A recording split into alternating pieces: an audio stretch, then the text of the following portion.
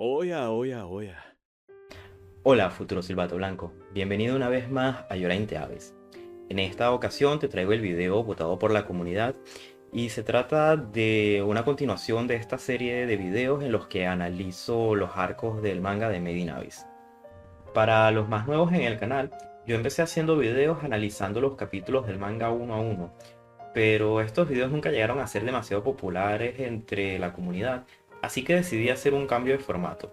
Hace ya algún tiempo que hice dos videos en los que de forma completamente arbitraria y subjetiva decidí dividir todo el manga de Made in Abyss por arcos, con el objetivo de, llegado el momento, hacer este tipo de videos donde poder analizarlos de forma más profunda y detallada y poder comentarles todas mis opiniones al respecto. En esta ocasión toca nada más y nada menos que analizar el arco de Lidofront, probablemente uno de los arcos más completos y seguramente mi favorito de toda la obra. Antes de continuar, me gustaría aclarar que mi objetivo con este tipo de videos no es hacer una narración de los acontecimientos del manga, sino más bien poner de manifiesto cuáles han sido los puntos que a mí más me han llamado la atención o que más importantes me parecen, así como argumentar por qué creo que son aciertos por parte de Tsukuchi y qué es lo que estos le aportan a la obra en sí misma. Así que yo voy a asumir que tú ya te has leído el manga o por lo menos te has visto el anime y ya sabes lo que acontece en la obra. En caso contrario, continúa mirando este video bajo tu propio riesgo porque va a estar lleno de spoilers. Así que para los que decidan continuar, vamos allá. Acompáñame en esta aventura. Vamos a adentrarnos en las profundidades del abismo.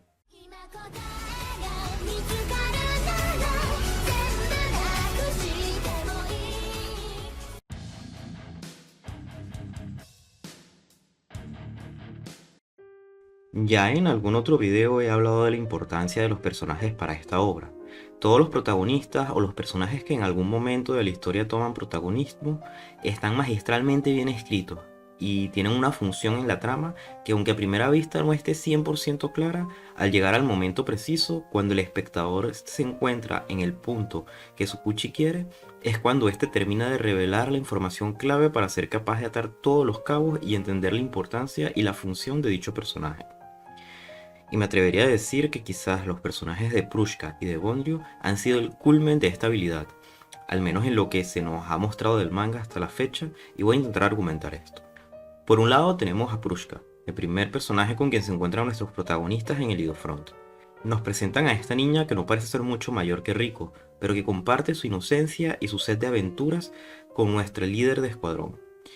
La presentación de Prushka fue sublime, y el hecho de que esta sea la hija, entre comillas, de Bondryu, fue una idea excelente para comenzar este arco. Esto se debe a algo que ya comenté en otro video, y es que nosotros llegamos a la quinta capa como espectadores, conociendo muy poco sobre Bondryu. Solo sabemos lo que Nanachi nos contó sobre él, pero de repente vemos que tiene una hija, y que ésta parece vivir muy feliz junto a él, y parece quererle muchísimo. Esto nos desconcierta profundamente tanto a los protagonistas como a nosotros, y nos llega a generar dudas sobre cuál es la verdadera naturaleza de Bondryu y qué se trae este entre manos. La manera en que se contrapone la relación padre-hija de Bondryu con la relación entre Rico y Raisa es muy interesante, pues vemos que Bondryu no es el padre biológico de Prushka, pero aún así decide adoptarla como su hija y darle todo lo que necesita para crecer, estando siempre a su lado y teniendo una de las relaciones que, si no fuera por el hecho de que Bondryu es un ser asqueroso, inhumano, depravado y desalmado, haría de esta una de las relaciones padre-hija más bonitas que podríamos imaginar. Por otro lado tenemos a Rico, cuya madre biológica le abandonó cuando tenía 2 años para irse a explorar el abismo. A pesar de que al principio del manga el líder nos intenta vender que Rico era lo más valioso para Raisa y todo lo que hicieron para salvarle la vida, etcétera, etcétera, etcétera, ya saben lo que pienso yo sobre las verdaderas intenciones de Raisa. Y si no es así, les recomiendo que se pasen por el primer video de teorías del canal, ya que allí explico mi postura en profundidad. Esta contraposición se pone de manifiesto cuando Prushka le pregunta a Rico si es ella también la hija de un silbato blanco.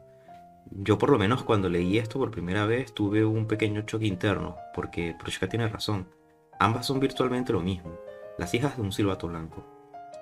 Creo que allí fue cuando se me ocurrió por primera vez la idea de que Raisa pudiera estar queriendo utilizar a Rico de forma similar a como Bondryu quiso utilizar a Prushka. En definitiva, sin ánimo de convertir este video en un análisis de personajes, porque cuando llegue el momento sí que me gustaría hacer un análisis profundo de Prushka, al igual que de Bondryu, por separado, solo me gustaría añadir que esta similitud y contraposición entre Rico y Prushka como hijas de silbatos blancos y quienes han tenido una relación con sus padres diametralmente opuesta es lo que contribuye a que surja un vínculo tan fuerte y profundo entre ambas en tan poco tiempo. La determinación de Rico para adentrarse en el abismo y las aventuras que ha vivido en su viaje son los que terminan de enamorar a Prushka, quien nunca en su vida tuvo oportunidad de hacer algo como lo que está emprendiendo Rico y sus amigos. Y creo que es esto lo que hace que ella quiera acompañarlos en su aventura y que terminará consiguiendo de forma tan trágica. Por otro lado tenemos a Bondryu, este personaje tan misterioso y que tanto sufrimiento les causó a nuestros protagonistas. No es mi intención en este video hacer un análisis exhaustivo y completo de este personaje, pues pronto dedicaré un video en exclusivo a eso. Pero sí que me gustaría comentar un poco acerca de mi personaje favorito de Made in Abyss, y quien podría ser el antagonista mejor escrito del manga y el anime. Si analizamos a este personaje de forma objetiva, podremos darnos cuenta de que él jamás dijo una sola mentira. Técnicamente nunca engañó a nadie, ni siquiera a los niños de los experimentos. Es un personaje que es fiel a sí mismo y de principio a fin actúa según sus ideales, y todo lo que hace es en función de sus intereses particulares. Mondrio es un personaje que de verdad quería y amaba a los niños que traía a la quinta capa, y esto es un dato confirmado por el propio Tsukushi, quien también confirmó que el amor de padre e hija entre él y Prushka era completamente genuino. Él nunca se olvidó del nombre de ninguno de los niños, él sabía cuáles eran sus aspiraciones y sueños. De la misma manera sentía un profundo cariño por Nanachi y Mitty, y por eso está tan alegre y felicita a Nanachi nada más verla, porque ésta fue capaz de encontrar una forma de liberar a Mitty, algo que él no fue capaz de conseguir. Hay mucha gente que, ignorando toda la carga simbólica de este manga, intentan encasillar a Bondryu como un personaje bueno o malo, cuando tal dicotomía no tiene cabida aquí ni en la realidad. Bondryu no es ni bueno ni malo, él es simplemente Bondryu, y es con este personaje cuando trascendemos un poquito más en cuanto a profundidad de la obra, dejando de lado los prejuicios morales. Tsukushi hace uso de él para mostrarnos algunos de los sucesos más impactantes y grotescos que pueda recordar de un manga anime, sin salirse de los preceptos que nos han ido introduciendo a lo largo de la obra, y lejos de romper con la dinámica de la historia, la enriquece de manera digna de estudio. Con él nos muestra Tsukushi lo que significa trascender tu humanidad, dejarla atrás para enfrentarte al abismo. Bondryu es un personaje que no tiene un ápice de empatía y carece completamente de un sentido moral. Él hace mucho tiempo que dejó de ser humano y vive en un estado muy cercano a la locura, aunque sus acciones a sus ojos sean completamente lógicas y coherentes. Este personaje no es más que sus propias aspiraciones de descubrir los secretos detrás de todos los misterios del abismo, y esto nos lleva al siguiente punto que me gustaría tratar en este video.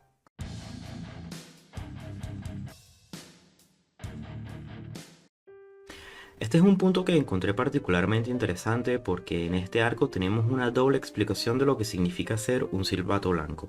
Ya habíamos conocido a Ozen y con ella se nos desconstruyó la idea que el propio Tsukushi se encarga de construir al principio de la obra de lo que es un silbato blanco. Esta idea de que aquellos que alcanzan este rango son héroes dignos de admiración y respeto, son personas idolatradas y ejemplos a seguir, existiendo mucha gente que quiere llegar a ser como ellos. Pero es aquí cuando de verdad comprendemos la dimensión de ser un silbato blanco, tanto el rango del gremio de los excavadores, así como también el objeto físico, el silbato blanco en sí mismo. Desde el punto de vista del rango del gremio de los excavadores, vemos cómo los silbatos blancos tienen carta blanca, nunca mejor dicho, para hacer y deshacer a su antojo, incluso ignorando las propias reglas del gremio. Un ejemplo de esto es que desde el principio se nos dice que los silbatos blancos solo pueden tener, si no recuerdo mal, como máximo una reliquia de primer grado, y vemos cómo estos hacen acopio de reliquias incluso de grado especial con tal de conseguir aquello que se hayan propuesto. Se dice que fue Bondryu el que hizo que el gremio cambiara sus reglas y dejara que los silbatos negros pudieran descender incluso hasta la cuarta capa. De modo similar podemos ver algo que ya comenté en el video analizando el personaje de Ozen, y es que al llegar dos silbatos rojos al puesto de observación en contra de cualquier lógica y de todas las reglas del gremio, lejos de enviarlos de regreso a la superficie, no solo les deja continuar, sino que incluso les entrena para que sigan adelante.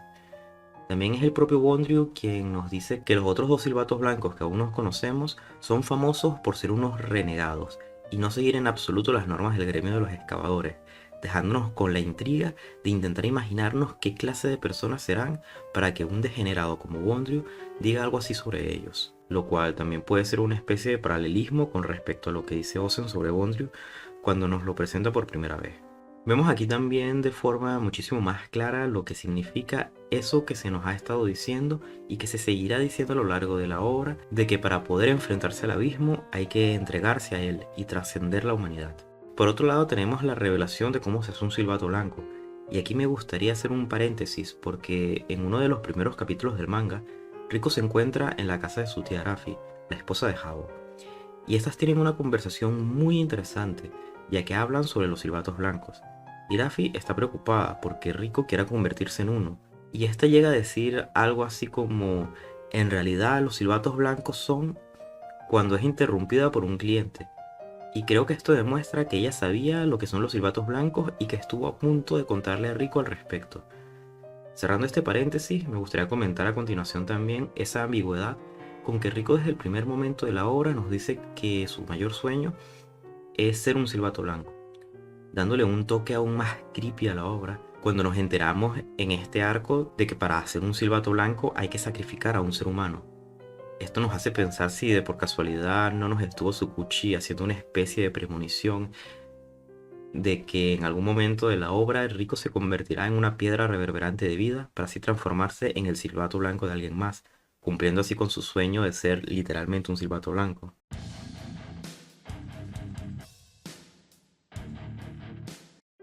Es en este arco donde se nos explica, a medias, lo que le sucedió a Nanachi y a Mitty en aquel ascensor. Y me gustaría aprovechar para comentar una característica que tiene Tsukuchi y de la que tan poquito he podido hablar en el canal. Y es que este autor tiene la capacidad de contarnos una cantidad ingente de cosas de forma indirecta. No nos da las cosas masticadas, no nos da explicaciones detalladas, sino que nos deja intuir lo que está pasando a través de lo que nos muestran sus viñetas.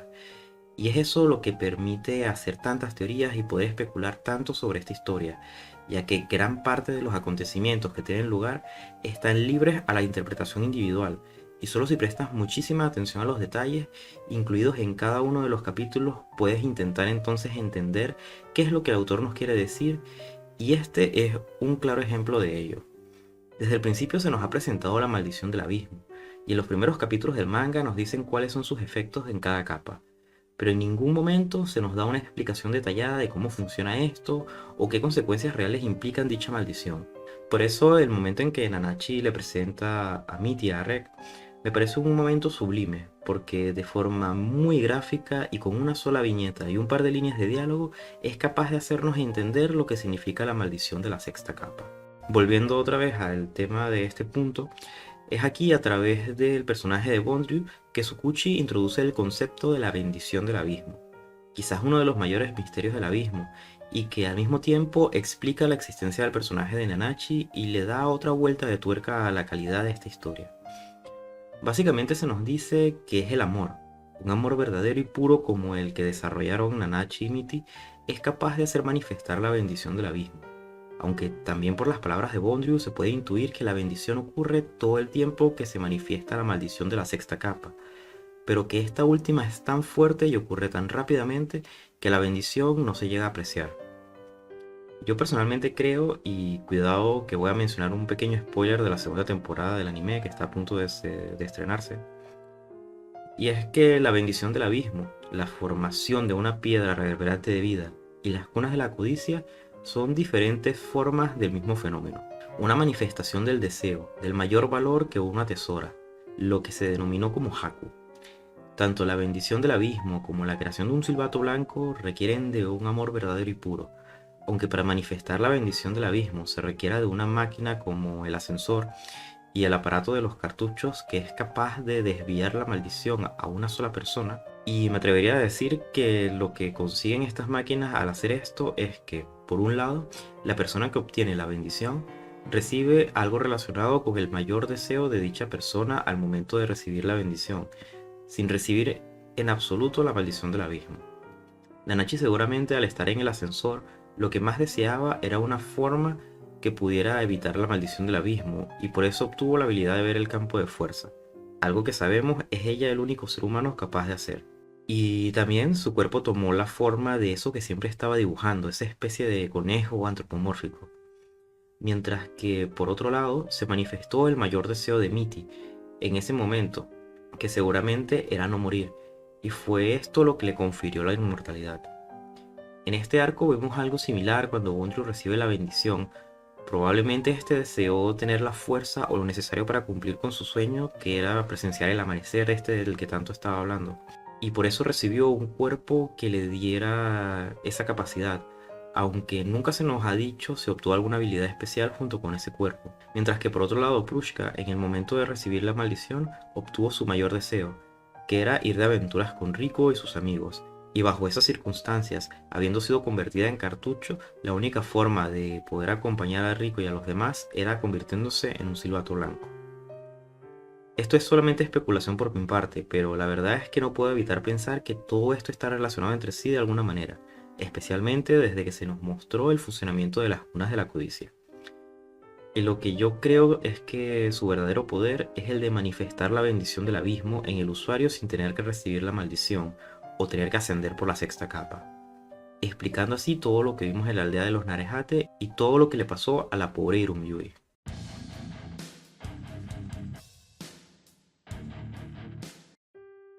En este último punto me gustaría hablar sobre el desarrollo de los personajes, pues es en este arco donde vemos de forma más clara un desarrollo bastante importante, pues creo que todos tienen su parte de madurez y de evolución. Por un lado tenemos a Reg, quien en este arco hemos visto una vez más ser probablemente el personaje más humano de todos, con mención especial al momento en que se encuentran con Bondrewd por primera vez. Su reacción me parece muy humana, más incluso que la de Nanachi y la de Rico. Al menos parecía ser él el más afectado emocionalmente por ese encuentro. También tenemos muchas revelaciones, como por ejemplo el hecho de que su casco sea un contador de usos restantes de su incinerador, o el modo desencadenado de Reg, junto a la revelación de que hay varias personas viviendo dentro de él, y que bajo ciertas circunstancias pueden tomar el control de su cuerpo. Además de recibir un power-up bastante interesante, ya que cuando vuelve a su estado normal, este se vuelve mucho más ágil, argumentando que el Reg desencadenado le enseñó cómo sacar más provecho a su cuerpo. Así que quizás se podría decir que el desarrollo de Reg fue más bien físico, siendo él el músculo del equipo, el luchador. Es el tipo de desarrollo más lógico para este personaje. Por otro lado tenemos a Nanachi, la cual tiene un desarrollo mucho más profundo que Reg, y esto lo vemos probablemente en dos momentos. El primero es cuando ésta habla a solas con Bondrewd y decide aceptar su oferta de volver a trabajar con él a cambio de que éste no le haga daño a sus amigos y les ayude a continuar con su aventura. Estoy seguro de que mucha gente pasó esto por alto, pero la madurez y la fortaleza emocional que requiere tomar tal decisión son dignas de admiración.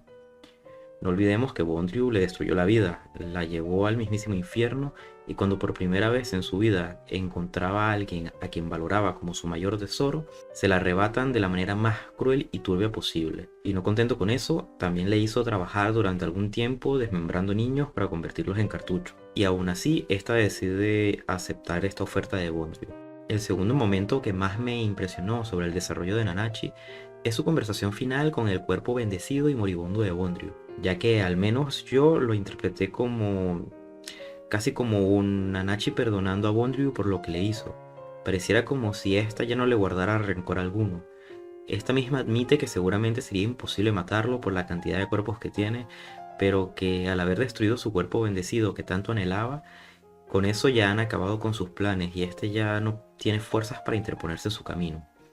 Y de alguna manera Nanachi se culpa a sí misma por haberse dejado seducir por las palabras dulces de este monstruo que tanto daño le hizo. Una vez más Nanachi nos demuestra una complejidad sin parangón y una evolución muy interesante que en el siguiente arco dará un giro bastante inesperado, al menos desde mi punto de vista, pero que vuelve a este personaje incluso aún más interesante si cabe. Para finalizar tenemos a Rico, quien a pesar de ser la líder del escuadrón, no por su fuerza física o por su astucia, ya que estas son las características que definen a Reg y a Aranachi respectivamente, esta lidera al grupo por su determinación, la cual es su característica más destacable junto a su inocencia e infantilidad. Quizás de todos los personajes es Rico quien más representa lo que de verdad es un niño, a través de su curiosidad y sus ganas sin límite de irse de aventuras por el lugar más peligroso del planeta. Aprovecho también para agradecerle al futuro Silvato Blanco KD043 con usuario de Twitter @FuriousAlpac por compartir estos fan arts de Rico que se han estado viendo en pantalla. Si tú también haces fan arts de Made in Abyss y te gustaría compartirlos y que aparezcan en algún video del canal, puedes hacerlo en el servidor de Discord de Yura Abyss, en la sección de fan arts. Te dejo el link en la descripción del video. También están todos invitados a unirse, aunque no hagan dibujos, y así seguir haciendo crecer esta pequeña comunidad. Continuando con lo que estaba diciendo, yo creo que en este arco hay dos momentos clave en la evolución de este personaje. Por un lado, es ese pequeño flashback donde se ve a Rico conversando con Prushka, y esta se encuentra asombrada porque Rico haya decidido adentrarse en el abismo para ir a buscar a su madre.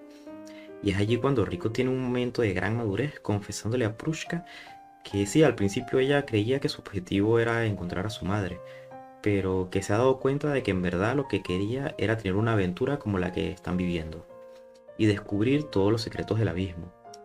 También le pide a Prushka que no le cuente eso a los demás porque no quedaría bien seguir a alguien que no tiene un objetivo claro. La verdad que me parece que esto es un paso adelante para Rico, quien a mi parecer al final de este arco se hace un poco más consciente de lo peligroso de este lugar en el que se encuentran y que todos sus amigos están arriesgando sus vidas para acompañarle en este viaje. Y eso se muestra un poco cuando ésta sube las escaleras en el Idofront. Esta dice que la maldición de la quinta capa da mucho miedo, pero que le da más miedo aún llegar demasiado tarde y que le haya pasado algo malo a alguno de sus amigos. Aquí vemos como poco a poco Rico está adquiriendo madera de líder, y esto se verá mucho más claramente en el próximo arco. Probablemente lo que menos me esperaba que sucediera y que a mi parecer fue una jugada maestra por parte de Tsukuchi fue el alzamiento de Rico como una Silbato Blanco, cumpliendo así con su mayor sueño de la forma más cruel y turbia imaginable. Y es que el simbolismo que empapa esta escena es simplemente precioso. Cómo se mezclan por un lado una conexión tan pura y tierna como la que surge entre Rick y Prushka, con unos sucesos tan horribles como son los que le sucedieron a Prushka para que ésta fuera convertida en cartucho, mientras que al mismo tiempo todo ese dolor y sufrimiento que está resistiendo simplemente por el amor que profesa su padre adoptivo para acabar convirtiéndose en el Silbato Blanco de Rico, forjándose así la leyenda de Rico, la soberana de los niños. Sencillamente sublime. Por todas estas cosas que he comentado, puedo decir que este arco de Lidofrón es probablemente el más completo y el mejor que hemos tenido hasta ahora. Y ojo, que a mí me gusta muchísimo el arco de la aldea de los Narejate, pero he de admitir que es demasiado complejo y difícil de entender todo lo que ahí ocurre como para ponerlo al mismo nivel que este arco. Quizás con la segunda temporada se puedan aclarar muchas cosas que al seguir el manga capítulo a capítulo, teniendo en cuenta la cantidad de tiempo que hay entre cada uno, pues se vuelve demasiado difícil de seguir. Sobre todo por lo ambicioso que ha sido este último arco del manga, que llegado el momento intentaré analizar en un video parecido a este. Esto ha sido todo por hoy, futuro Silbato Blanco. Si te ha gustado el video, no te olvides de darle un buen like. Y si no quieres perderte ninguna novedad sobre el manga y el anime de Made in Abyss, suscríbete al canal. Nos vemos en el próximo video. Hasta entonces, espero que tu viaje esté lleno de maldiciones y de bendiciones.